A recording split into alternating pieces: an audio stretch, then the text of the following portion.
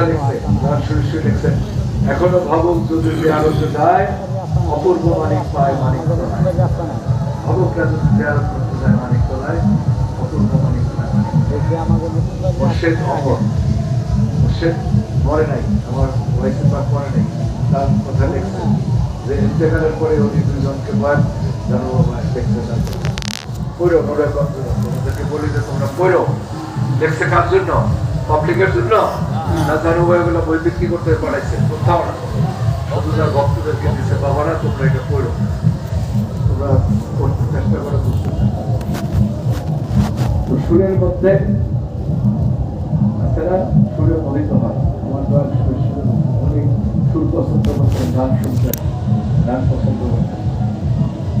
গান কি নাচানাচের গান না এরকম আশেকের গান, প্রেমিকের গান, লাইলি তোমার এসে ফিরে এই গান শুনলে তারা নদী বাবার চোখের পানে ফালাইতো। কেন ফালাইতো এখন একটু একটু বুঝি।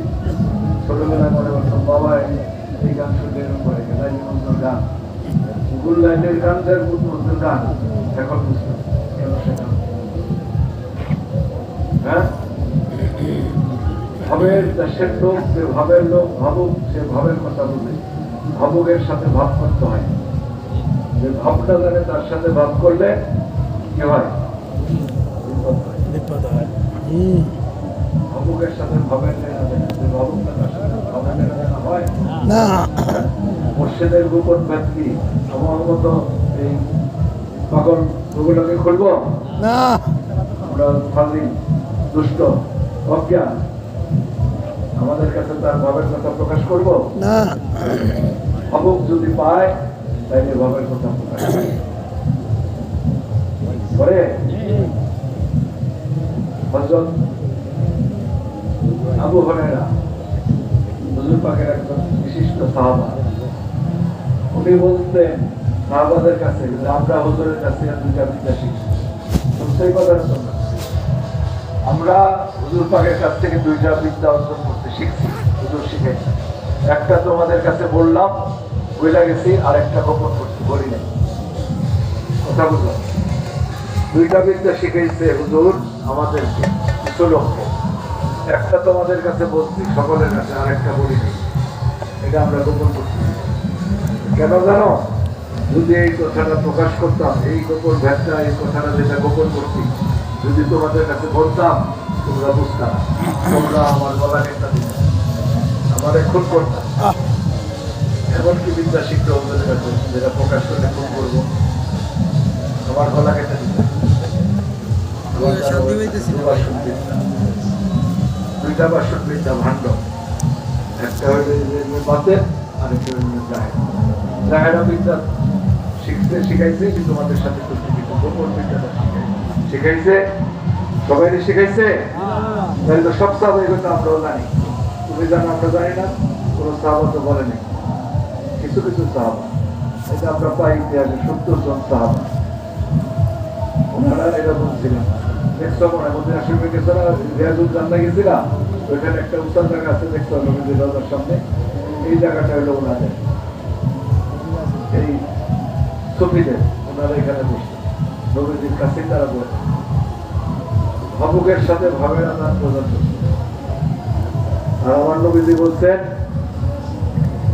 যে এই কথাটা বললাম যে নামাজ পড়লাম, রোজা করলাম, হজ করলাম, জাকাত করলাম, কলেমা শুরু করলাম, তোমার নাম ছিল মুসলমান ছিল, কলেমা পড়ছো, মুসলমান নাই, নামাজ পড়ো, রোজা রাখো, হজ করো, জাকাত করো, মুসলমান ছিল। পাঁচটাই তো স্তম্ভ ইসলামের মূল কর্ম পাঁচটা কি? কলেমা, নামাজ, রোজা, হজ, জাকাত। করি না আমরা? আমার নবীজি কয় তোমরা ইমানদার হও নাই, আর আমরা কলেমা পড়ে আমরা মুসলমানের ইমানদার বলি। আমার নবীজি যে না করলো, আমরা এই দলিল কই পাইলাম? কে শিখাই এই দলিল? এই কলেমা পড়লে এই ইমানদার হয়ে গেল। আমার নবীজি কি বলতে জানো? সাহাবারা বসা, সাহাবাদের কি বলে, তোমরা যতক্ষণ পর্যন্ত পৃথিবীর সবকিছুর চেয়ে নিজের স্ত্রী, পুত্র, পরিজন, নিজের সন্তান সন্ততি, তোমার ধন সম্পদ, এমনকি তোমার নিজের জীবনের চেয়ে যদি আমাকে ভালো না বাসো, তাহলে তোমরা মুমিন হইবা না, ইমানদার হইবা না। আমরা কলেমা পড়ে ইমানদার হই, আমরা নামাজ পড়ে না? হ্যাঁ, বুঝছো কথাটা, বুঝছো? আমাকে বেশি না ভালোবাসো, তোমার নিজের জীবনের, তোমার সংসার, তোমার টাকা পয়সা, দুনিয়াদারি সবকিছুর ক্ষেত্রে আমাকে ভালো না বাসো, তোমরা মুমিন হইবা না। মুমিন হলে বসে তোমার এই কথা বলতে গিয়ে নামাজ পড়বে। মুমিন না, কিসের নামাজ, কিসের রোজা? হ্যাঁ, এই জন্য আমার বলছেন, নামাজ পড়িতে যদি চাহে কোনো জব, বীর হইতে দূর তার চাহিদা। মুর্শিদের থেকে তুমি দূর হইতে পারো, তাইলে তোমার নামাজ হবে। তোমার কর্মের অন্ধকার, ভালো নেই, ক্ষতি নেই, কি নামাজ পড়বে হবে?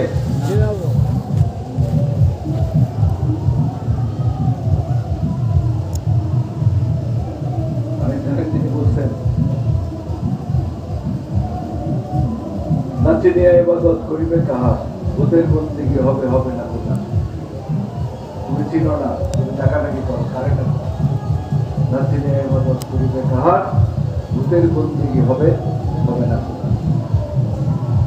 তাহলে আগে বুঝো কার ইবাদত করবে, কার ইবাদত তুমি করবে, এটা বুঝার পরে তুমি ইবাদত করবে না।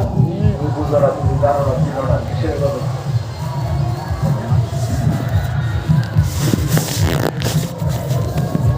নূরে হকে হক আছে, হক ছিল আবার আগে, ইবাদত পারো যদি করে সেটা।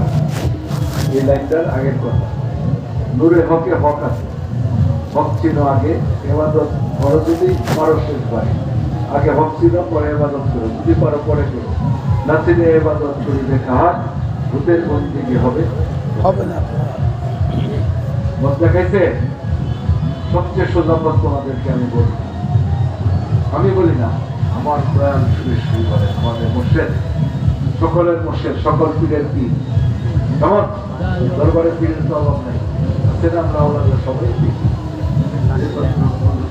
কিন্তু সকল পীরের পীর, সকল মুর্শিদের মুর্শিদ কে এই দরবারে? ওনার উপর যত উনি বলছেন সহজ পথ তোমাদের জন্য, তোমরা শুনে রাখো এই কথা। রোজা করবা, নামাজ করবা, হজ জাকাত করবা, এটা করবা ইসলামের কর্ম। কিন্তু আমার জানু ভাই বলে, বন্ধুর নাম স্মরণ করিলে পাপ মোচন হয়। আমরা তো পাপ মোচনের জন্য নামাজ রোজা করি নাকি? আমার দোয়ার শুনে শুনে বলে, বন্ধুর নাম স্মরণ করলে পাপ। কত সহজ পথ, বুঝো নাই? বন্ধুর নাম স্মরণ করলে পাপ মোচন হয়। বন্ধুকে ইকবাল নুরি, আমার দোস্ত রহিমউদ্দিন, এর কথা কইছে ইকবাল নুরি সুরেশ্বরী।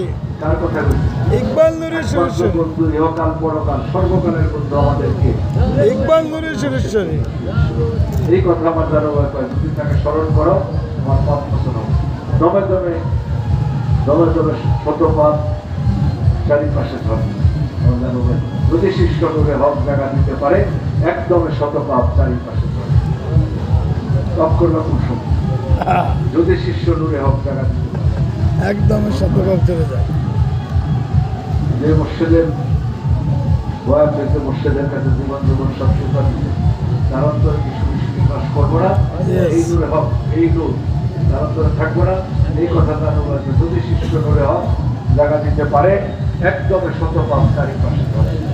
একটা দমে তার শত শত পাপ ধরে যায়। কি রঙের পাপে ধরবে না? কিসের পাপ? আমরা পাপ তাপের ধার দাঁড়ি না, দাঁড়ি না। আমরা বলছি আমার শরীর শরীর নাম, এই তো বলি, এই নামটাই তো তোমাদেরকে শিখাইছি, আর কিছু নাম শিখাইছি? এই নামটা তোমরা ভুলবা, কেউ বলল না। ইহকাল পরকাল সর্বকালের এই নাম আমাদের সাথে, কবরে হাসরে মিজানে পুলসেরাতে আমার শরীর। কেউ ভুলবা? আমি তো তোমাদেরকে এই নামে শিখাইছি, নাম তো কিছু শিখাইছি। এটুকু মনে রাখো, আমার দয়াল কইছে বন্ধুকে স্মরণ করলে পাপ মোচন হয়। আমার বন্ধুকে স্মরণ করতে বসতে অন্য কিছু করি, আমার শরীর স্মরণ। ঠিক আছে, কথা আমি বললা পেলাম, মনে রাখবে বিরাট গান করো। কালাম, কালাম আমাদের এক ভাই,